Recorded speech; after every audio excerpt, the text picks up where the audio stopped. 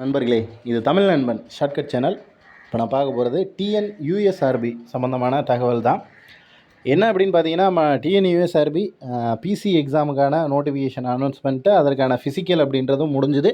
So physical முடிஞ்சுட்டு யாரெல்லாம் இதுக்கு வந்து ஜாபுக்கு செலக்ட் ஆக போகிறாங்க அப்படின்னு தான் வெயிட் பண்ணி காத்துக்கிட்டு இருந்தோம். பட் கடைசியாக பார்த்தீங்க அப்படின்னா, இப்போ வந்து ஒரு லிஸ்ட்டு, செகண்ட் லிஸ்ட் அப்படின்ற மாதிரி ஒன்று கொடுத்துருக்காங்க.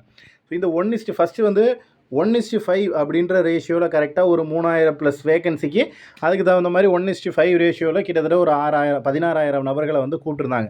ஸோ இந்த 16,000 நபர்கள் வந்து ஃபிசிக்கல் முடிச்சுட்டு இவங்களுக்கான ரிசல்ட் அப்படின்றது வரும்னு எதிர்பார்க்கக்கூடிய ஒரு சமயத்தில் மறுபடியும் வந்து செகண்ட் லிஸ்ட் அப்படின்றது கொடுத்துருக்காங்க. ஃபிசிக்கல் அட்டன் பண்ண சொல்லிவிட்டு ஒரு செகண்ட் லிஸ்ட் அப்படின்னு ஒரு 8,000 நபர்களை கொடுத்துருக்காங்க. இது பார்த்தீங்க அப்படின்னா உங்களுக்கு 1:8 ரேஷியோ, அதாவது 3,300 அந்த 3,500 பணியிடங்களுக்கு ஆல்மோஸ்ட் 27,000 பேர் வந்து அட்டன் பண்ணுறாங்க. அப்படின்றப்போ இது வந்து 1:8 ரேஷியோ, அந்த ரேஷியோவில் வந்து வருது.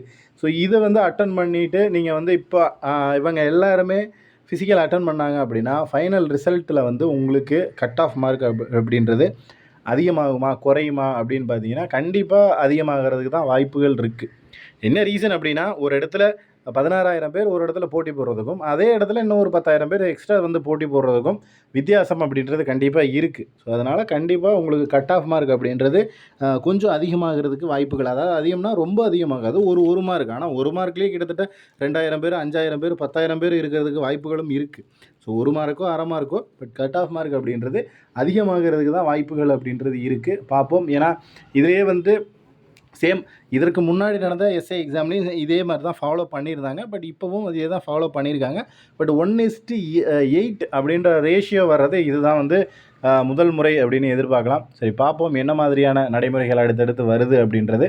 உங்களுக்கு என்ன தோணுது அப்படின்றத கீழே கமெண்ட் செக்ஷனில் கமெண்ட் பண்ணுங்கள். கட் ஆஃப் மார்க் அதிகமாகுமா குறையுமா அப்படின்றது நீங்கள் என்ன நினைக்கிறீங்க அப்படின்றதையும் கமெண்டில் பண்ணுங்கள். நெக்ஸ்ட் அடுத்த வீடியோவில் பார்க்கலாம். தேங்க்யூ.